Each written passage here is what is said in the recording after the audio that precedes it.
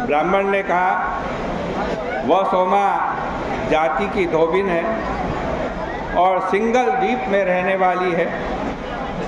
वह यदि तुम्हारे घर आ जाए तो इसका वैधव्य नष्ट हो जाएगा।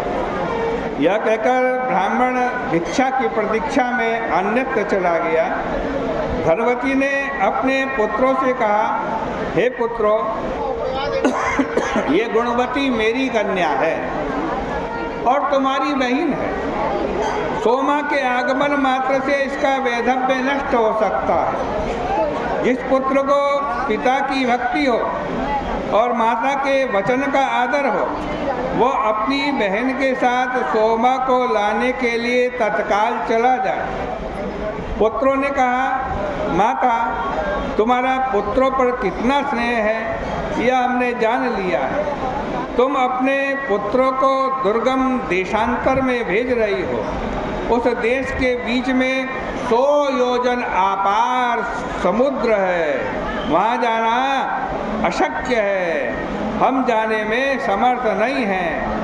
यह सुनकर देवस्वामी ने कहा, 7 पुत्रों के रहते हुए भी मैं अपुत्र हूँ, पुत्र रहित हूँ। पुत्री का वैधव्य नष्ट करने के लिए उस सोमा को मैं लाऊंगा। क्रोधपूर्वक देवस्वामी जब यह कह रहा था, उसी समय उसका सबसे छोटा बेटा, जिसका नाम शिव स्वामी है, वो नम्र होकर के आया और कहने लगा, हे पिताजी, आप क्रोध के आवेश के बस में हो गए हैं। मेरे रहते हुए आप कैसे सिंगल द्वीप जाओगे? वह यह कह करके झट से खड़ा हुआ और पिता को सिर से प्रणाम करके बहन सहित सिंगल द्वीप के लिए रवाना हो गया। कुछ दिनों में समुद्र के तट पर पहुंचा। वहाँ पर पहुंचकर समुद्र को पार करने का प्रकार सोचने लगा। उसने देखा कि समीप में एक बड़ा विस्तीर्ण बरगद का वृक्ष है। उसके खोखले में एक गिरधराज के बच्चे सुख से बैठे हैं। उस वृक्ष के नीचे बैठकर दोनों भाई बहनों ने अपना दिन बिताया। वह गिरध शाम को जब आया तो बच्चों के लिए भोजन लाया, लेकिन बच्चों ने भोजन नहीं किया। गिरध ने पूछा, तुम लोग भूखे हो, भोजन क्यों नहीं कर रहे हो? मैं तुम्हारे लिए बड़ा सुंदर भोजन लाया हूँ। बच्चों ने कहा, इस वृक्ष के नीचे 2 मनुष्य बैठे हैं, जब तक वे भोजन नहीं करते तब तक हम कैसे भोजन करें? यह सुनकर के उस गीध की बुद्धि दया से भर गई और वह उन दोनों भाई बहनों के पास आकर के बोला, हे भाई बहनों, तुम कौन हो? तुम्हारी इच्छा को मैं जान लिया हूँ। आप यह भोजन कीजिए, मैं प्रातः काल ही आपको समुद्र से पार उतार दूंगा। रात्रि व्यतीत होने पर सूर्य के उदय के समय वेगवान गिरधराज ने उन दोनों को पार उतार दिया और तब वे सिंगल द्वीप में आकर सोमा के घर के समीप में बैठ गए। वे लोग प्रतिदिन सोमा के आंगन को झाड़कर उसके घर को लीप दिया करते थे। इस तरह करते करते उन्हें 1 वर्ष हो गया।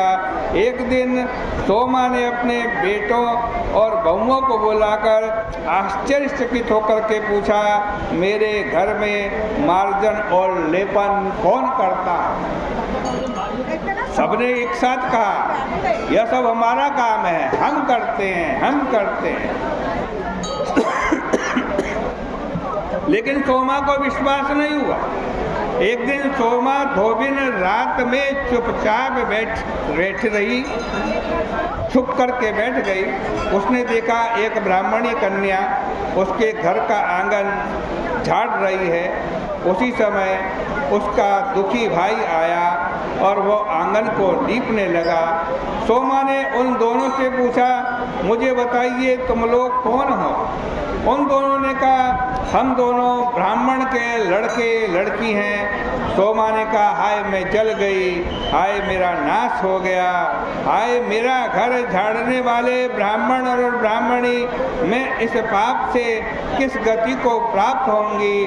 हे ब्राह्मण, मैं पाप जातिन धोबिन हूँ। तुम ब्राह्मण होकर के मेरे विरुद्ध कर्म क्यों करना चाहते हो? शिव स्वामी ने कहा, यह गुणवती नाम की मेरी बहन और बड़ी सुंदरी है।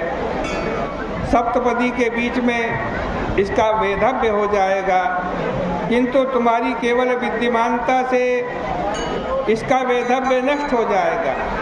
इस कारण बहन के साथ तुम्हारा दास कर्म में करता हूँ। सोमा ने कहा, इससे आगे तुम यह काम न करना, तुम्हारी आज्ञा से मैं पहुँचूंगी।